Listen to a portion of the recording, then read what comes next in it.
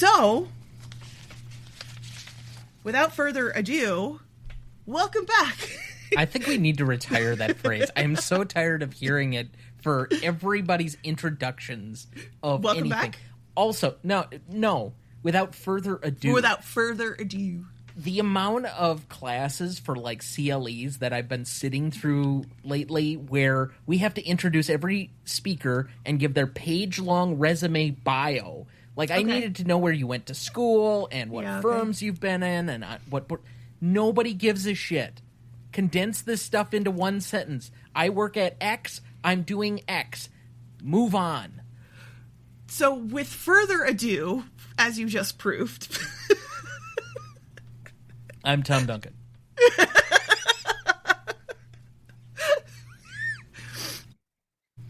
Because we like to start the show with irrelevant discussions about things that don't have anything to do with... When they talk about screenwriting, they say to jump in the middle of a conversation, and that is... medias res. Yes. Yes. That is exactly what I like to do by hitting the record button in the middle of whatever we're talking about, so that we're immediately jumping into the middle of whatever we're doing. Whatever we're doing, right? Because it's great. Otherwise, we're here for 3 or 4 hours before we actually hit the record button. Right, because eventually we just have to hit record, because you and I will just gab and gab and gab. Okay, so welcome back to First Watch, Rewatch, the podcast where one of us is seeing it for the first time. And one of us did not pull up the script yet. The script of the only thing that is about this show. The only thing. And the other one already knows what's coming. I'm Sarah, this time on the Rewatch. And I'm Tom, watching The Good Wife for the first time. I feel like your goal is to get me to, like, pee my pants laughing, like, on air. Like, that hasn't happened yet? I mean, it might happen every time. Okay. So today we're covering season 1 episodes 7, 8, and 9. We're covering three episodes today. We're going to try it out. Are you ready to actually dive in? Or would you like ready? Yes. Or is there further ado? Start. Okay. So our episodes are 7, 8, 9. Episode 7 is titled Unorthodox, and it was directed by John Poulson, written by Robert King and Michelle King. Original air date of November 10th, 2009. So we're going to talk about these because we're doing an extra episode now. We're going to talk about these episodes separately.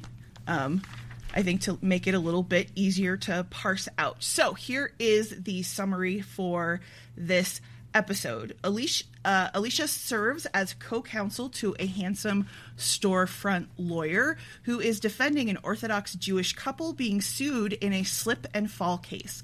Alicia is assigned because one of the defendants is the daughter of one of the law firm's named partners. The victim claims she was badly injured when she tripped on a wire outside of the couple's house, but Alicia believes the incident may be a scam. Meanwhile, Will and Diane Lockhart make a round of layoffs at the firm. Okay, what stood out for you in this episode, Tom?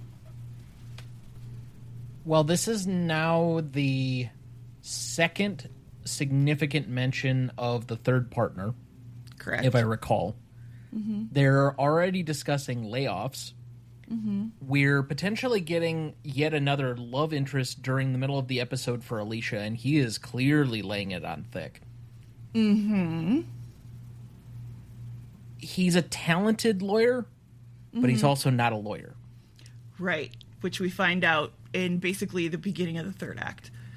And she sacrifices her own morals and ethical responsibilities for the betterment of her client. It is a weird moment because I can sympathize that you're caught between two different things.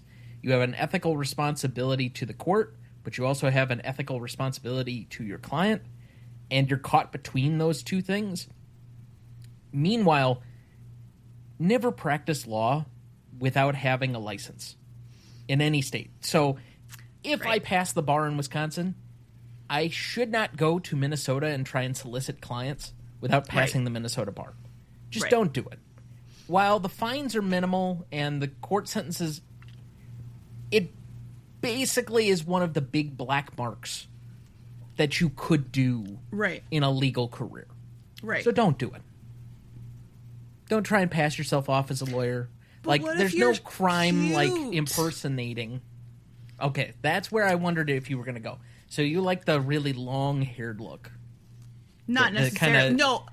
No, because we are, as the audience, supposed to recognize, right, that the way that he looks means that he's like a free spirit and he's not like tamped down by like ridiculous rules, which he literally says to Alicia. And then we're supposed to see that like she's attracted to him. I think he's supposed to come off as like hot. I don't find him attractive at all. But I was going to say, you're into the Eric Clapton from the 70s or Jesus look? No, I am not. Nope.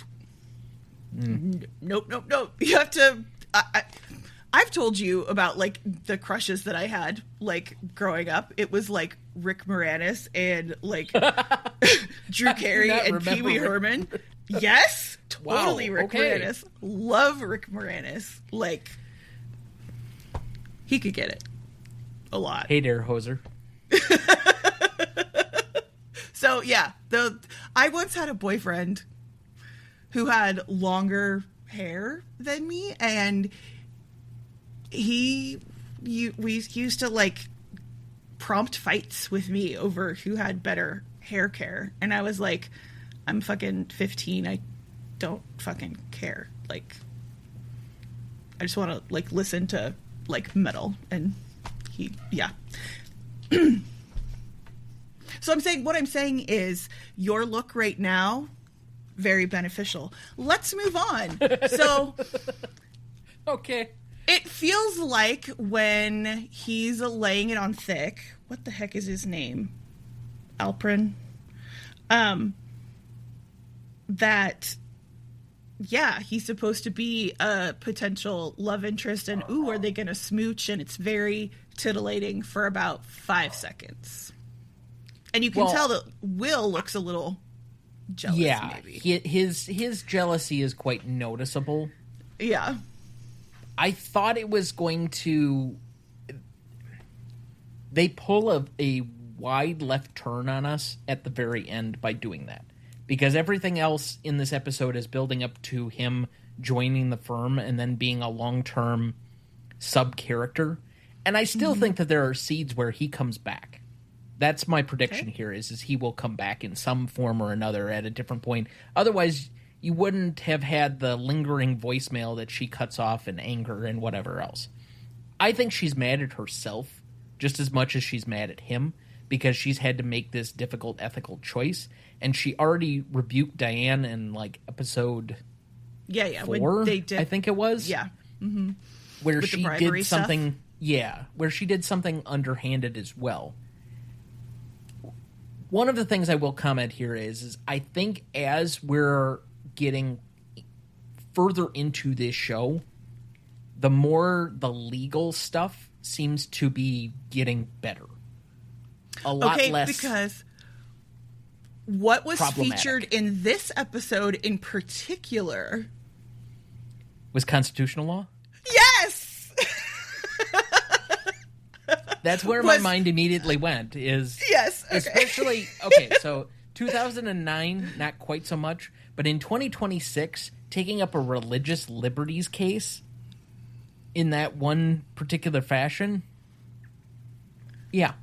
I think that the United States Supreme Court would look favorably on somebody trying to withdraw for religious reasons, given the... bend over backwards nature that they've gone to recently to try and favor religious liberty. Correct. And especially as related to, like, this would be considered basically like anti-Semitism, right? So there's a whole, it's I'm not even rather looking layered. At it. No, I understand. I'm not even looking at it as the anti-Semitic, although I recognize that that's a part of it. Yeah. I'm just saying on the current line of cases, that this reminds me a lot of the wedding website and the wedding cake decisions recently. Yep. 100%. So basically, it's when Alprin, what a dumb name, Alprin. So hard to say. When he essentially comes up with, like, the con law defense, right? Mm-hmm. I was just like, Tom's gonna eat this up just a little bit. And so I was very, very excited. So hopefully you enjoyed that as well. I did enjoy the tidbit, but the fact that we couldn't, like, really see it out to the end was a little disappointing. Particularly because yours truly did get an A in First Amendment this last semester, so... Oh, good job! Congratulations. Yeah. Very, very good. I'm sure that was very difficult for you to ace that. Yeah, actually it was, but that's beside the point. You're so smart. I don't know. My friends did better than I did, but that's okay. You know, it's funny. I got an A- in one of my classes in graduate school, and therefore my GPA was 3.97.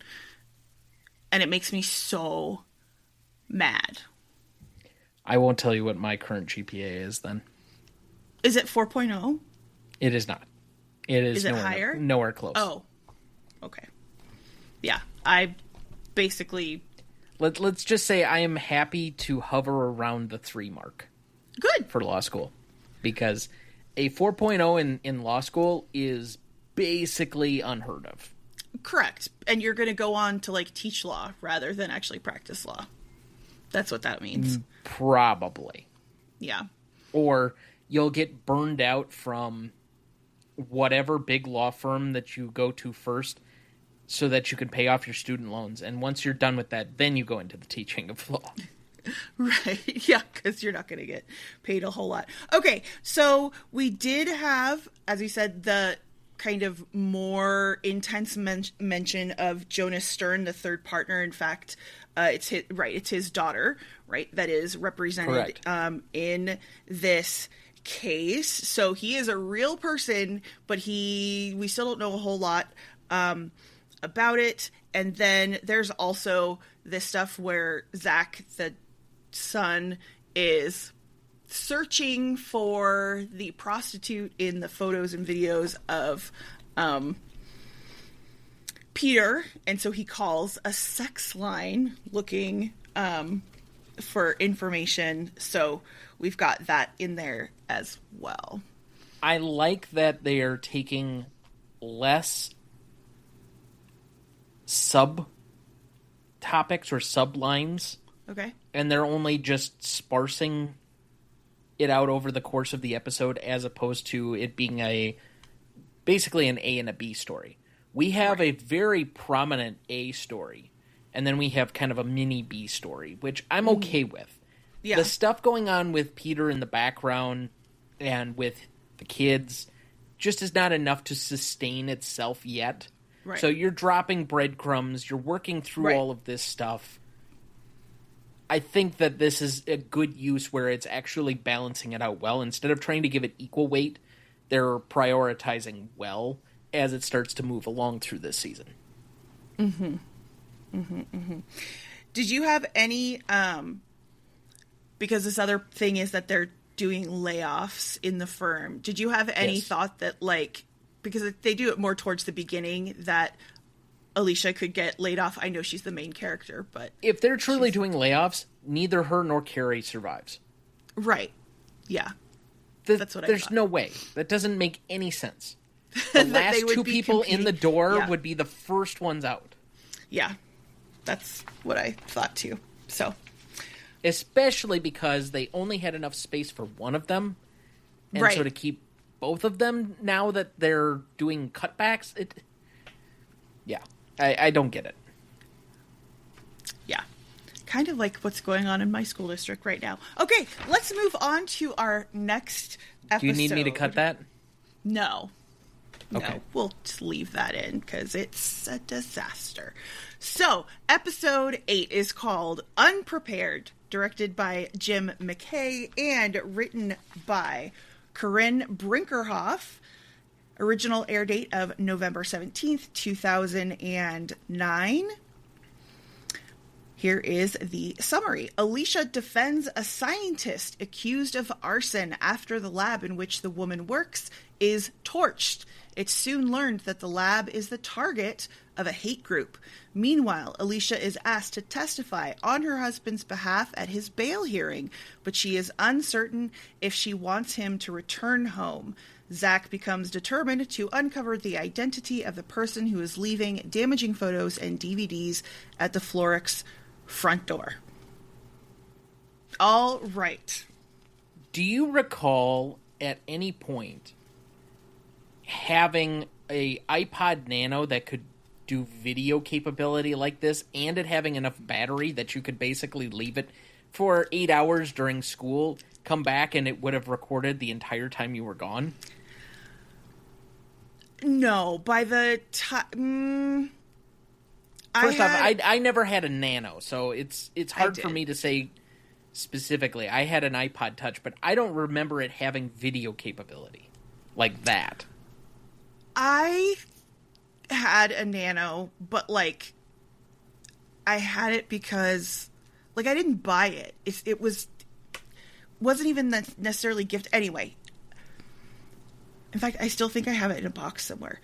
I think that it did, but it was pretty limited. So it wouldn't be unheard of at the time that it could take, like, pictures and video, but there's no way the battery would last for... Wait, whatever. Yeah. Yeah, I agree. I don't remember them being able to last for 8 hours, let alone taking video. Like, that seems a long-ass And the time. screen is, like, this big, so, like, yeah, it's bad. And, of course, Zach can blow it up on his computer, but, like, you're right. Yeah, no, it's a plot hole that's not quite... It feels very 2009. Yes, it does. Yes, it does. So other than that, what do you think about this episode? Anything that stands out to you? I am enjoying the fact that every other episode seems to have small bit parts with witnesses on the stand or criminal defendants or opposing counsel, somebody that I've seen from something else. Oh, and who did you see in this episode that you've seen somewhere else? So first off, and I want to make sure that I get his name because he has been a true that guy. Matt Servito is the guy that actually did the arson. Uh-huh. I've seen him fucking everywhere. He has been in so many goddamn TV shows and movies and random shit all over the place. Like, he has 2 lines in the movie Hitch. Like, I love that movie, by the way. He just drops in and out constantly all over the place. He's kind of like Matt Walsh. He's that guy. The character actors that make a good career out of just being in so much stuff that they're never leading, but you've seen them in so many places. You know exactly who that is. The other one was the witness who basically broke down on the stand. And I want to see if I can find her here because it took me a while. I'm like, I know this woman. I know this woman so well, but I cannot think of who she is. Oh, why am I not finding her?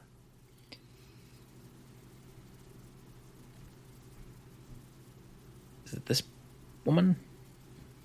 No, this is different. Well, anyway, the other defendant or the other witness on the stand, the black woman, she's from Billions. Like, I watched 7 or 8 seasons of this woman be a badass lawyer, and to see her be a bumbling idiot on the stand was weird. Okay. Yep. Like, she's incredibly talented in Billions, so it's odd to see this dynamic. But I know the one that you're waiting for me to get to. Yes, one of your crush daddies, Mr. Pedro Pascal. I mean, isn't the Fully universe in love clean with shaven. him? Yeah. He looks... I don't know if I'm in love with him. I like him. Yeah. I have no issue with him, but, like, am I in love with him? No, not really. Well, not in this instance, because he's got a bare face. It looks weird. I mean, not a bare face. That would be weird if he had, like, the ears and, like, the growl and the... Personally, I don't think that mustachioed Pedro Pascal is the best version. I personally like the bearded Pedro Pascal, but that's just me. Agreed. So, yes, Pedro Pascal looking like, I don't know, like this wasn't almost 20 years ago and that it was closer to, like, 40 years ago. Like, he looks so young and fresh-faced, and you would almost, like, not recognize him necessarily because he doesn't have any of the signature facial hair. And this is actually his first appearance. He's going to make several appearances over this season and next season. So obviously when we meet him, we don't necessarily know that we're going to see him again. But yes, we are going to see him again. I want to say, like... I'm okay with that. 6 times or so. Yeah. And he... fully in this instance kind of like he's not like a villain, but he's trying very hard. And when they bring him in because at this hearing for Peter says, oh, I like taught him everything he knows. So it feels like a personal sort of thing that's going on, which is kind of a fun little dynamic. So certainly so. I think the fact that he is tied to whatever's going on with Peter,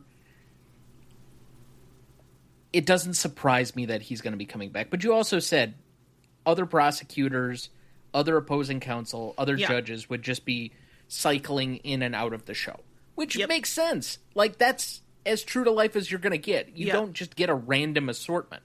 But I'm very much thinking of this show in the same way that if you go back and watch the David Suchet Poirot from, like, what was that? The late 90s or the mid 90s up through the mid 2010s or something like that. Mm-hmm. And there was such an assortment of British actors before they hit it big that got their start doing bit parts on that show where they were like the dead guy or they were the murderer or whatever. Yeah. That's what this feels like. It's a bunch of people that got cast on network TV, kind of in the vein of Law and Order, where you're like, oh, I know that person. Right. They're there for an episode or two, and then they're gone. Right. Yeah. So it's fun for me to be able to... It's not just this episode, certainly. Like, there have been so many. We talked about Jillian Jacobs in the pilot, and there are people cycling through all the time. But, yeah. And there's going to be more, like, in later seasons and stuff. Well, and so in this one, okay, so aside from, like, these guest appearances, anything else that stands out to you in this episode? How they supposedly do their appeals does not make any fucking sense to me. Okay. You do not bring in the defendant for the appeal. It's not like actual trial.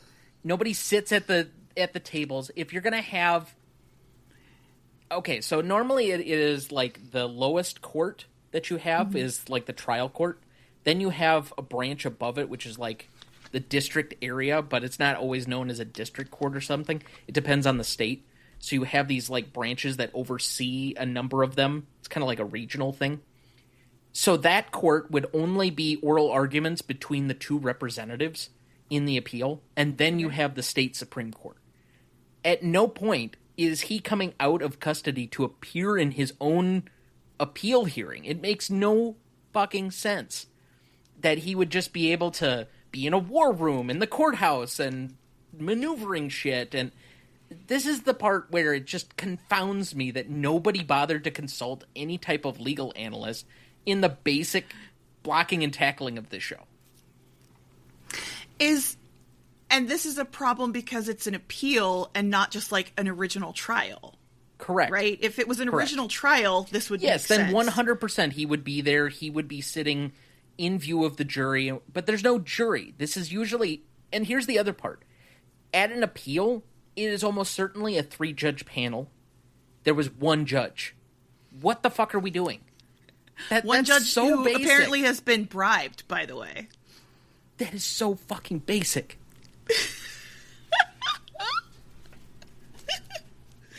I had to write down what they were doing. It was an evidentiary hearing because of exculpatory evidence. What the fuck is this? Which is only going to happen at trial anyway. That's not happening during the course of the appeal.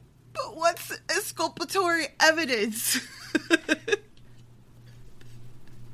It is evidence that supposedly proves that you couldn't have done the crime. Okay. It's the smoking gun that points in the other direction, such as the murder weapon was found in somebody else's possession with their DNA all over it. Okay. Yeah. All right. Okay. Well... Or there was a witness that said, I was in bed with the defendant at the exact time of the murder. Yes, he was inside me. He couldn't possibly have committed this crime. So, Alicia is put on the stand, and she is interrogated by Pedro Pascal. I thought for certain that she was going to go the opposite direction. That when they put her on the stand, she was going to say, I don't want him at home. Oh. I thought that's where it was leading. And so the fact that that didn't happen was a little interesting to me. Right. And she, eviscerates Pedro Pascal and just, she's like, no, you don't get to treat me this way. And I'm here to basically say that, yes, he has a home to go. She actually doesn't say, I want him at home. She says he has That's true. home to go to, right? She's very careful with what she says. Yes and no, because she does also say that he would be in my room. Right. Because they asked that direct question. Correct. And when they had their conjugal visit, he had to sleep on the floor. So... she doesn't necessarily want him there either. I'm thinking army cot. Caught in the corner. Oh, God. Yeah. But yeah, I liked the way that she just, spat it back. Speaking of... the confidence in her is certainly growing. It's true. Now, what did you think about Carrie in this episode? I'll be honest, I don't remember anything about him from this episode. So they're doing witness prep, right? For this arson. Oh, that's right. Case. Okay. Thank you for reminding me, because this did bother me. The guy goes from a couple of episodes ago, he doesn't know how to do cross-examination, he's not good with trial, whatever, and we have now completely 180, he might as well be William Jennings Bryan. Or Clarence Darrow here, trying to eviscerate their own witnesses on the stand. What the fuck? But, there's no logical consistency. But Alicia also calls him out and says, why are you doing this? This isn't what you're supposed to be doing. But, I mean, he's a little bit more aggressive, and he seems to know kind of what he's doing. So, do we like that or no? I think they have completely remodified the character after about episode 5. Because it is like a night and day difference, where he's got this... when he's flirting with Callista Kalinda, or yeah. Kalinda? I'm sorry. Kalinda, yeah. My bad. When he's flirting with her a couple of episodes ago, there's a supreme confidence that's there, which I think at least had a little bit more of a tail where you could tell where that came from with the character. His demanding nature, the way that he puts in his billables, he clearly works hard, but all of the nervousness and the anxiety and the unsuredness, and the having to overcompensate seems to have completely like been stripped from the character over the last 3 episodes to the point where it's a completely different character. And do you think that that's an improvement? I like him a lot more. Okay. I think he's a more capable lawyer that way. Okay. Especially because of how many trials seem to be going on for this firm that he's somehow involved in. So many trials. It's basically one a day. And they get resolved in a day. So, yeah, just keep them coming. Okay. Well, and it's, an interesting parallel, right? Because Alicia's getting prepped to be on the stand for Peter while they are prepping these witnesses for the arson trial. And of course, it turns out that, it's the woman's associate or co-whatever scientist who, sets it. So I have a question. Is it because he likes her and doesn't want her to leave? Doesn't want her to leave the United States? Because he said, we got really, really close at this, whatever it is, conference or whatever. That's my understanding. Based on what they had. He had this weird, well, 1, attachment, and 2, idea of how to get her to stay. Because her research would have taken her to, I think it was Oxford? Right, maybe Cambridge, basically back to the UK, yeah. And somehow if the research is gone, then the grant is gone. I don't know. It doesn't make a ton of sense. It seemed to be tied to, if this happens, her passport is taken away, and therefore she cannot leave. But did he want her in jail? He doesn't seem to want her in jail. Anyway, it's weird. I don't think that was the case at all. Either way, I don't think that he thought she would be blamed for it. Well, he says that explicitly. Exactly. So I don't know how her passport would have been taken away for that unless she is caught up in the criminal charges. Right. Okay. Yeah. So it's. I think it's just simply the academic results that if she doesn't have her research, that her fellowship goes away and thus she has to stay. And start over. Pretty much. Yeah, because he's obsessed with her, I guess, right? But as we've already picked up, there is not a lot of logical consistency or good plotting for the writing of this episode. I mean, right. We've had different writers for basically every episode. It's just been... about. Well, yeah. I will say, so the last episode, 7, with Unorthodox, is written by the same 2 people that wrote the pilot and the second episode. But for the most part, everybody else seems to be in a rotation of, we get... It looks like 11 is written by somebody who's already done one, and 12 is written by the same lady who did this one, this episode 8. And so, yes, eventually we will come back to it, but for right now, it feels like there was a fairly large writer's room, particularly given the fact that this is network television, and they were doing weekly or pretty consistently paced episodes. When you have 20-some episodes, it's going to be really hard for them to have a very small writer's room.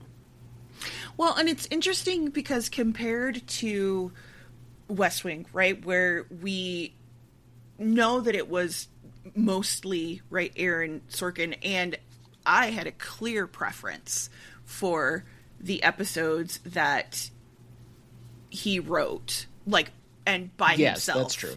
Not where he's just whatever. That I really, really preferred the ones that were just him, because I felt like the writing wasn't as good when it was other people. And again, not that overall the quality dropped every time, but for me in comparison, right? And we talked about that. But this, just feels like it is all over the place. So you basically, it feels like fan fiction a little bit, like you're just bringing in different people to write about the same characters, but nobody is quite getting it right.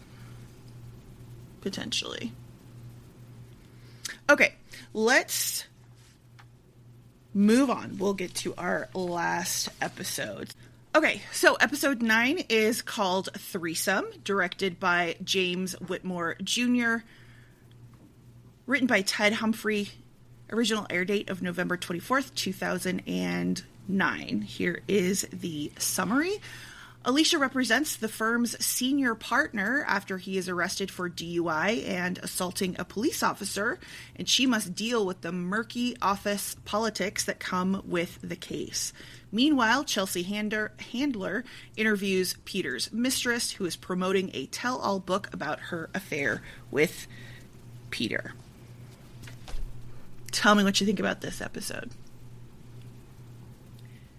So there's a few things off the top that we should discuss. One is the rather grandiose, outsized performance or presence of Jonas Stern in this episode. Like, most of the episode is pretty much on him. Right. That is not to say that the interview and the Chelsea Handler and this other thing going around isn't important and that I took something out of that, but his role to play in the episode seems substantial. Mm-hmm. So there's a couple of things, though, when we're handling it. One, I thought Alicia fought back well against him by not allowing him to basically dictate to her at certain points, that she figured out a way of making her way through without having to disclose his issues, because technically as a client he can disclose his stuff in privacy and she cannot share that. That part is true. Mm-hmm. However, the end results at the end of the episode are where I will pick at the legal portions of this. Now, when you sign a fee agreement with a law firm, you are signing it for billables and retainers and all sorts of things with all of the major partners. When somebody leaves, they have the option of going with. He can't just simply take them. So it's a phrasing issue. If they were solely his client, or, for example, when Dana moved out of his previous law firm and he started Duncan Disability, none of the Social Security clients, none of the workers' compensation clients technically had anywhere to go because nobody else in the firm was doing those. He was kind of in this shared practice, but he did those two very specific areas. And so we had to send letters to all of them that said, you can stay a client there, you can come with us, or you can find a third party, because you're basically a free agent right now. That would probably similarly have to go through their entire caseload if one of the managing partners leaves. And he seems to be like, well, I'm just going to take them with me. Now, it's possible that they follow him because of their relationship. I'll get that. But the way that it's handled doesn't make a whole lot of sense. 2, he can't exactly sue them into the ground, and he can't just take his own package, and there's so many odds and ends that don't make a whole lot of sense. But here's the kicker. Yes, when he was her client, she has an obligation not to share his medical history. But if he's going to pass himself off as a capable and authoritative lawyer, she is now required by ethics rules to disclose that he has a medical illness that is not going to allow him to properly practice law. She has an ethical duty to the court to report him, because it's in the furtherance of a potential crime or an ethical violation.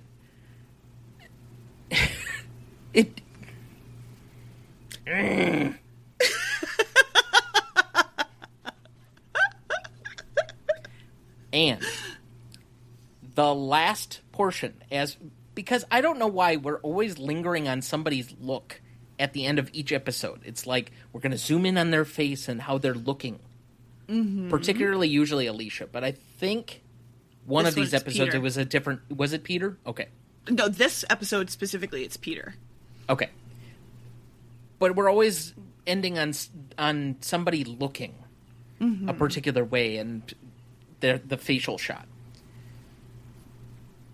The fact that Jonas confirms somehow that he knows that Peter's getting railroaded and they will never let him out of jail only furthers to double down that my prediction is that he's going to die before he gets out.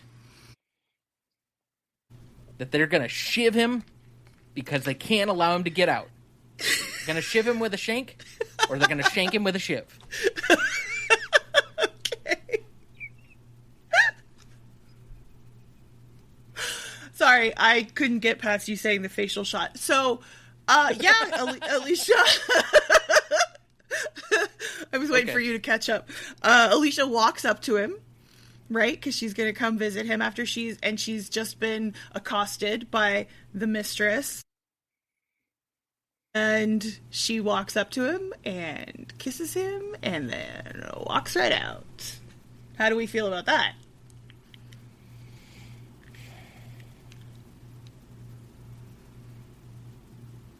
I feel like there is this teeter-tottering, and I think it actually serves the character well.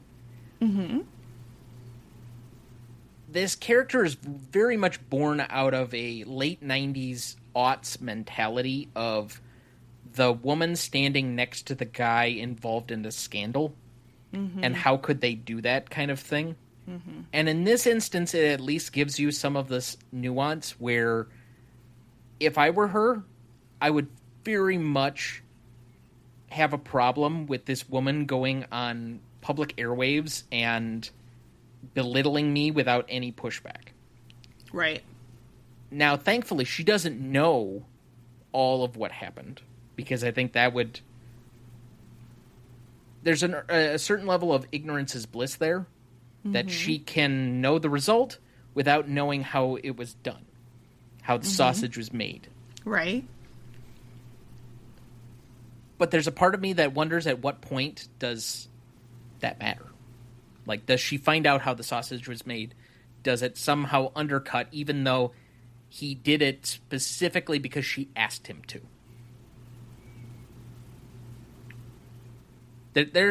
There's a few dynamics at play, and I do think this relationship between the two of them is growing on me as to how it relates. That's still not to say that I don't think that she and Will should get down. You're waiting for the smooches between her and Will. Sure, let's say the smooches. Well, that's how we're in 6th grade as opposed to... That's how we referred to it in Pound West Town. Wing.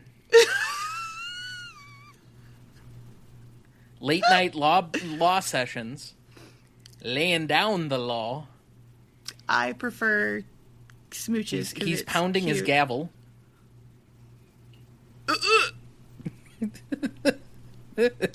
No. He's reading her the riot act.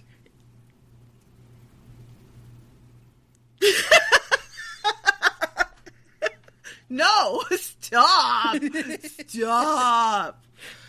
Stop. But this relationship is growing on me a bit. Where okay. I think Alicia and Peter is growing. Correct. Okay. Thank you for the clarification. Yes. Okay. Alicia and Peter are growing on me as two people trying to muddy their way through this relationship. I think she's going to get to a point where she is going to ultimately forgive him to a degree, and that's when he will be snuffed out. So just as they are like, okay, let's get back to normal, he's yanked out. Yep. To make it extra traumatic, and it'll be right around the end of the season is my real guess here. Okay.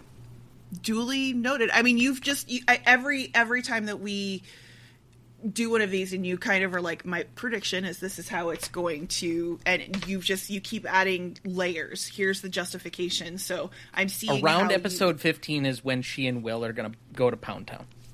Have you looked any of this stuff up? No. I have not watched specific. ahead. I have not looked anything up. I know nothing.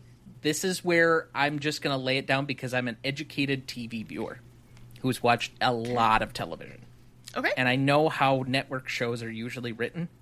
Mm-hmm. You have her go get some strange before she has this come to Jesus moment with her estranged partner, and it leaves one guy in the lurch who then doesn't know how to act because the other guy has been taken completely off the board by being shivved with a shank. Or shanked with a shiv. Well, it's have to see, huh? I suppose we will. I am possibly completely off in left field, but I don't care. Who will have... Well, I mean, we need some sort of romance, right? There needs to be smooching. I mean, Kalinda and Carrie, come now. That being said, the involvement of her new secretary, I like her. The new secretary, I think I want to see that character grow out more and give her more to do, because even just the first inklings, there's just a charisma that she has, a kindness, a nurturing quality that I think can serve the show well, because she feels like an opposite foil of Kalinda. So if both of them are basically assistants of some variety, you have the investigator who's hard-nosed, who's...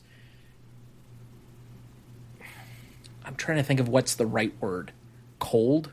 And you have the aloof, warm... or whatever, yeah. Yeah. Well, I think cold serves to highlight exactly what I wanted to say, though. Yeah. That she's just exacting. She doesn't have... It's still not even quite the right word. And talking about Kalinda specifically. Yes, correct. But the opposite is this new secretary who the name escapes me at the moment. But that she's going to start balancing some of that out, where she'll work with Alicia on some stuff, but she's more warm. She tries to help Alicia instead of... There's kind of the yin and yang between her and Kalinda all the time. So I think it's a good pairing where you now have these oscillating relationships that kind of feed different portions or different personality traits. Right. And you see her in this episode with Alicia as, like, she's looking out for her, like, preemptively. Correct. Right? Correct. So she's like, okay, I need to show you what's happening. And Carrie's like, hey, come talk. And she's like, you need to chill because I'm going to take care of my coworker or my boss or whatever it is. And that she seems to, unlike the other people in the office, have a genuine, I'll just say affection for Alicia. And that she treats her like she would a regular person, not she's just the wife of this guy who is involved in this scandal. And of course, what she's showing her is this horrible interview with Chelsea Handler, and it's shocking, but that she does seem to be like, okay, I'm gonna take care of you because this is objectively not okay that this is going on. And so she wants to, like, give her kind of like a soft place to land because nobody else is gonna give it to her, like, at all. Correct. Yeah. Okay. So those are my main primary things that I can recall from this episode. And then we talked about the Peter angle. We talked about the Chelsea Handler stuff. I'm just trying to think if there was anything else major that came up or not. I mean, we have this narrative kind of that Alicia's frigid, right? And that's why Peter cheated on her and went for, like, escorts. And of course, he is telling these women, oh, I love you. I'm going to leave my wife for you. I'm going to get you a job, all of this type of stuff. Do you see Alicia as frigid? No, because the show doesn't want me to. Okay. But I also don't think she is. Okay. the show has been setting up for a while to show a vulnerability, a kindness, a compassion that she has for most of her clients, and that's where it's primarily represented. I think she also loves her children, which to me is quite apparent throughout most of this. I don't think she has any love lost for her mother-in-law, but she appreciates that she's trying. And I do think that she still holds a affection for Peter. But she's carrying all of these different relationships. So no, there is nothing to me that has ever said that she's cold or aloof or whatever else. She doesn't really pass any of those traits. I've seen this actress, Juliana Margulies, play that in a different TV show, but not in this one. And what TV show are you referring to? Scrubs. Scrubs, okay. Yeah. Pretty sure it's season 5, like episode 15. I might be wrong on that, but that seems about right. It's funny because the only other thing that I'm familiar with her in is ER, where, I mean, that's a really old show when she's on it. And, like, she's the love interest of George Clooney, and she's fine in it, but I vastly prefer her in this role as, like, she comes in for a 2 to 3 episode arc. I swear it's episode or season 5 of Scrubs, where she's a med-mal attorney. So she's from the get-go defined as a ball buster. Got it. So she comes in as the heavy. Correct. Got it. Okay. And then she basically makes the main character be her boy toy for like an episode and a half. Oh, okay.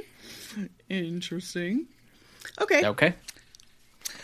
So, taking all of these 3 together, which one did you prefer? Which episode do you think is the strongest? I think the one, if it were just picking of them that I had to like rewatch one or come back to it, I think the one that has the most ebb and flow of the emotionality, the emotion, the dramatic turn, whatever else is 7. I think it's the best written of these 3. Okay. I think the one that serves the larger story the most is 9. Okay. So if you're asking me which one is the most important to the season as a whole, it's 9. If you're asking me to repeat watch one, just on its own, 7 makes the most sense. Okay. And then out of the 3, like, cases of the week, so we've got the slip and fall, we've got arson scientist, and we've got senior partner DUI. Which case do you think is the most interesting or frustrates you the least, I should say? It's the slip and fall. The slip and fall. Okay. That seems to be the most logically consistent as far as the legal portions. Doesn't have as many flaws. It goes in some interesting directions. Kind of like they actually bothered to open a law book and look at a previous case as an example. Right. And it's also got con law, which we know that you absolutely love. It had different permutations off of it. It all felt earned. So, yeah. Okay.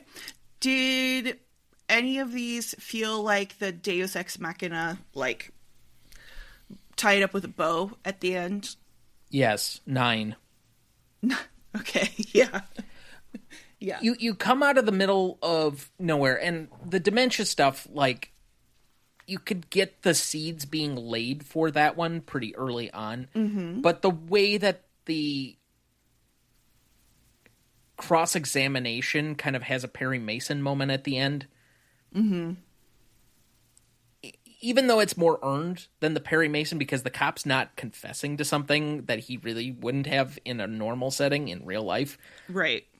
But she does cross him up, and it basically unravels the entire case. Right. Okay. So, then,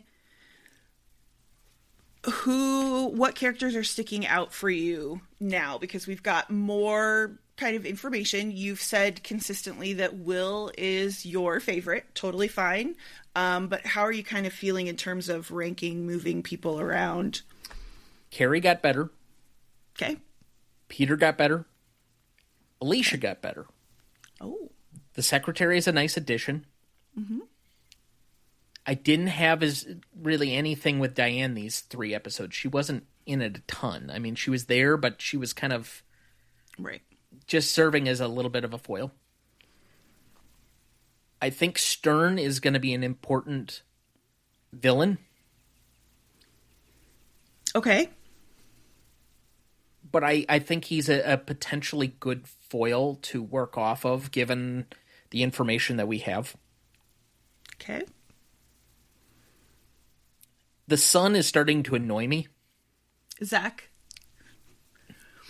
do you think that's the way the character is written, or the I think it's just a normal teenage boy doing stuff that's...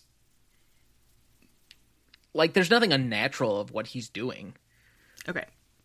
But I think they're setting him up that you're not supposed to like his actions right now. And he's just... I'm finding him a little bit grating, like most adults find most teenagers. I mean, I can't relate. I spend all of my time I am aware. That's why I said most. I feel like that actor has a really punchable face. I'm so sorry. He's an adult now, but... And I still cannot figure out if he's the younger or the older brother. Yeah. I want to feel like he's older because he's dealing with the sexy stuff. Yeah. But I think he's the younger. I think you might be right. But then I default to that he's older because I think he's taller. Which has literally... Yeah, I've seen... Yeah. With men and growth spurts and... right, I'm saying that's just the default. Like, when you're taller and you're a minor, then you're... Sure. Sure. So, he's grating on me. The mother-in-law is still in my doghouse because she's just an annoying shrew. Was she even in any of these episodes? A little bit, but not enough that, like, it did anything. That's why she just stays consistently near the bottom. Okay. Like, I think she is in dead last place right now. Oh, but as my least favorite character. She, like, annoyed you and then, like, never came back to redeem herself. That's correct. They've written her as just being, like, the anti-Alicia. Yeah, basically. I think my second least favorite character, and it's... I think I want to say there's a very large gap. Okay. Between these two characters. But let's put Zach at second to least favorite.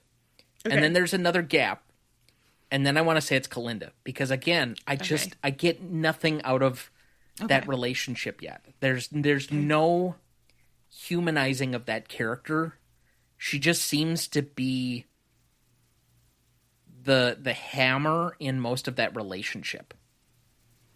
There feels like there's no vulnerability yet to be able to say this person is a person somewhere. Right. I mean, she could be a robot. She could be a computer that Alicia, like, interacts with, like... She could be made of liquid metal. She could be. Very, very possibly. Looking forward to talking about that movie. Releasing on Wednesday. Releasing on Wednesday or discussing on Wednesday? Okay, when this episode comes out, it will be releasing the following Wednesday. That's true, because we are. See, I got to keep all these dates in my head at all times for this stuff. I let you take care of that stuff, because we know I can't handle it. But yeah, we get to talk about T2. I'm very excited. It is me discussing a movie with y'all, like, towards the end of the 20th century.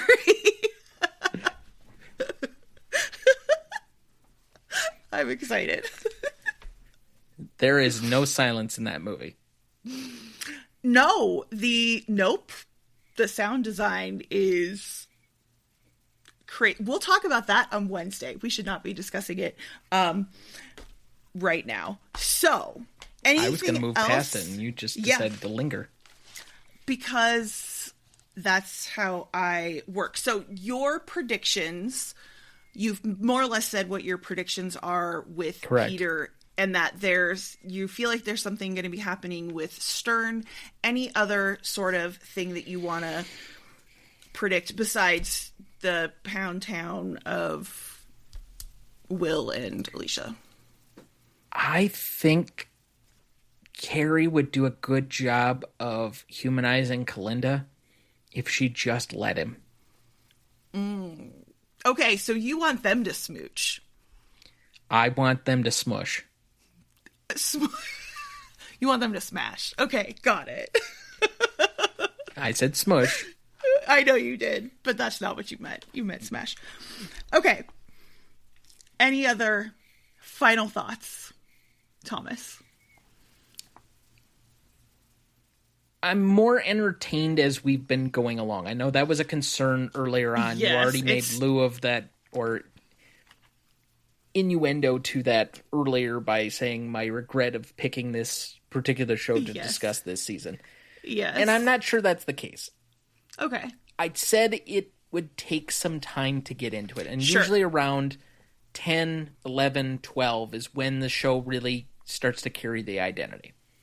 Mm-hmm. I'm having a harder time because I'm watching them too early in the cycle. And then not being able to just continue to watch and progress forward. That's becoming more of a problem for me, who is a stream completionist. You want to binge watch. Yeah. Correct. Since it's already available. If this was like a weekly thing, and I would have no problem. I watch plenty of weekly shows. But trying not to push past it, knowing that I could basically probably fly through most of this show if I really wanted to. Mm-hmm. It makes it a little bit difficult, given that it is starting to get to a point where it's starting to meet some of those entertainment desires. Okay. So I'm starting to enjoy it a lot more. Okay. But we'll see where we go. Absolutely. Do you think that, given that basically every single episode there are glaring errors in the ways that law is portrayed and handled? I mean, that's every legal show. Right. So is it getting to a point where you think you're like, okay, you can point it out and maybe chuckle about it, but it's not distracting? It seems like it might be distracting up to this point, or are you just like stating that? Let me say this for the effect, and I'm okay with stating it at the back end of the episode where most people have tuned out by this point. Most of this, and my annoyance and whatever else, is an act. Oh, okay. I'm not really that actually annoyed.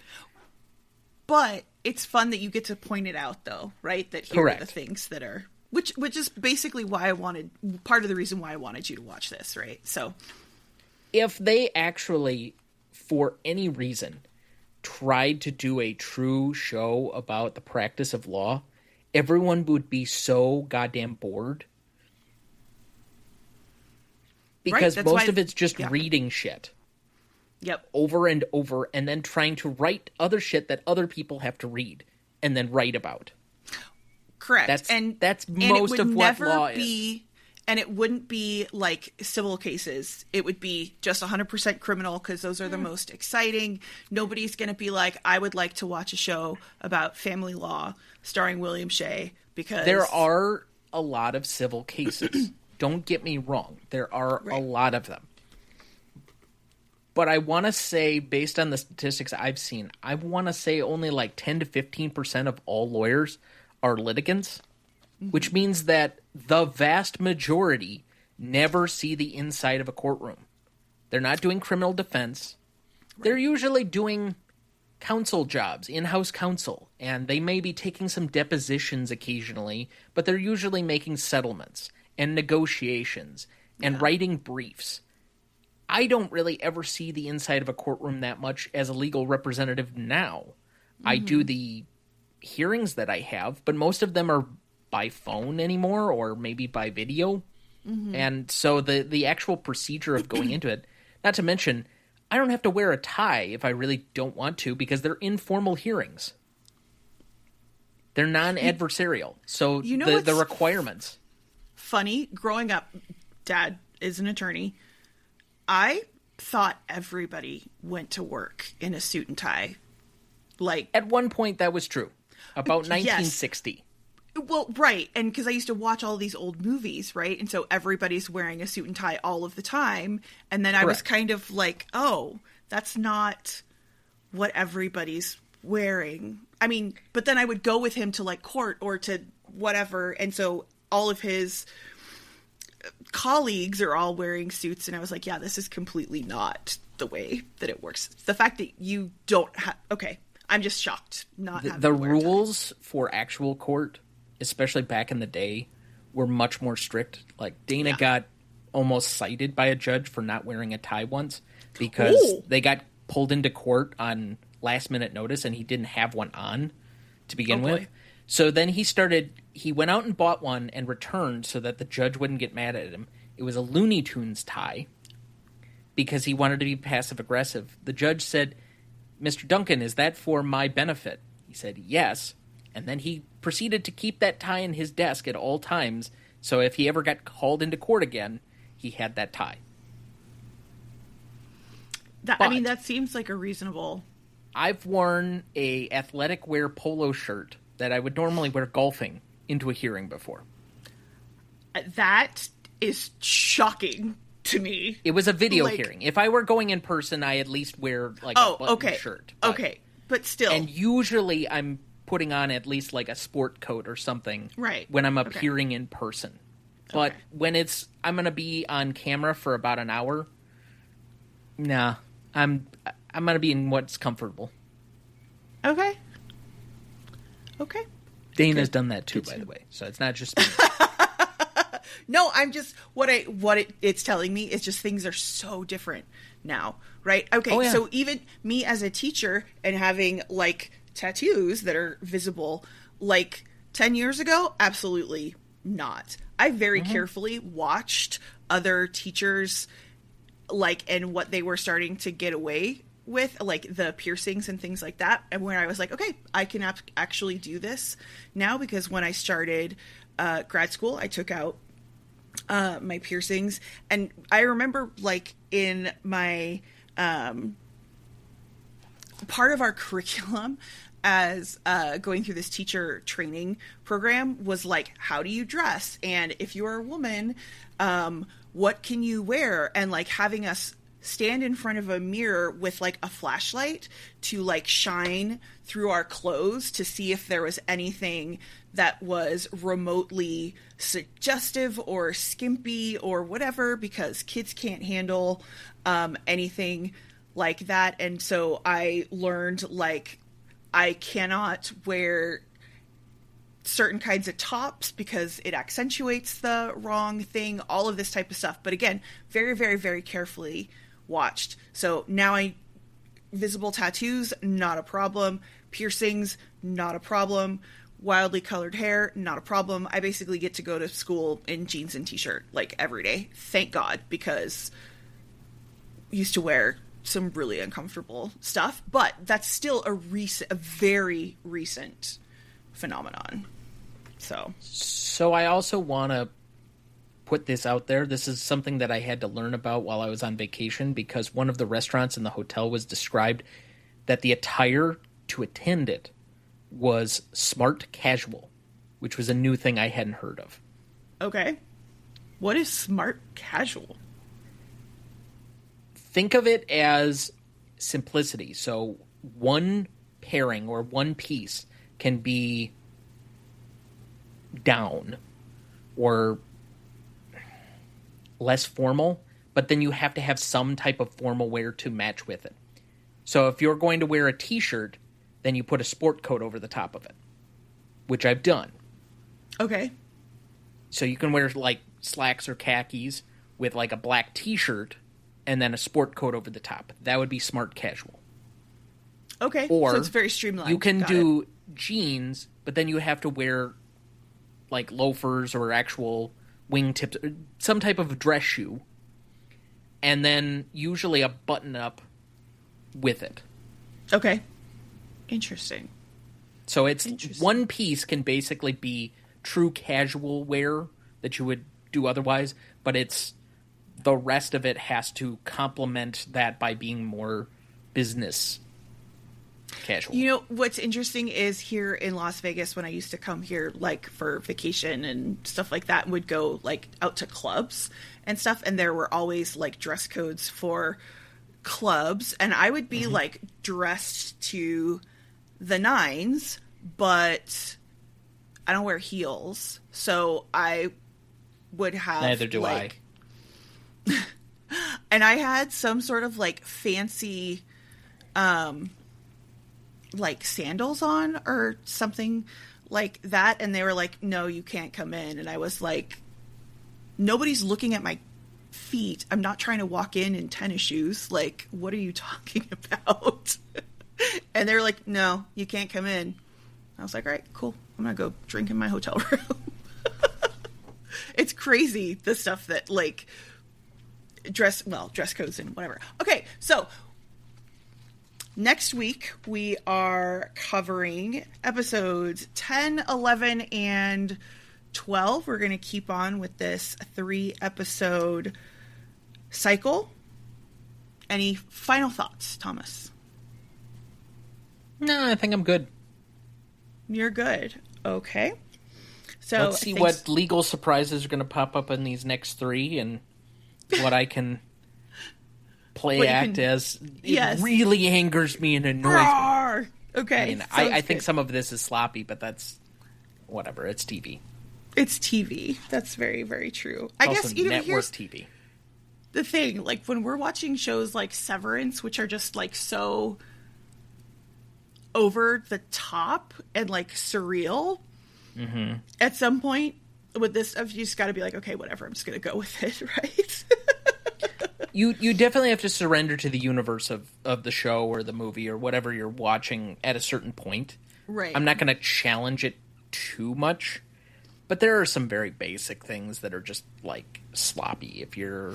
Right. I think that there's a willingness to kind of, like, go with the flow in a network TV show that you wouldn't necessarily allow watching, like, say, a courtroom drama, like, movie. Right? That this stuff would need to be buttoned up or streamlined or accurate or whatever it is. Yeah? Yes.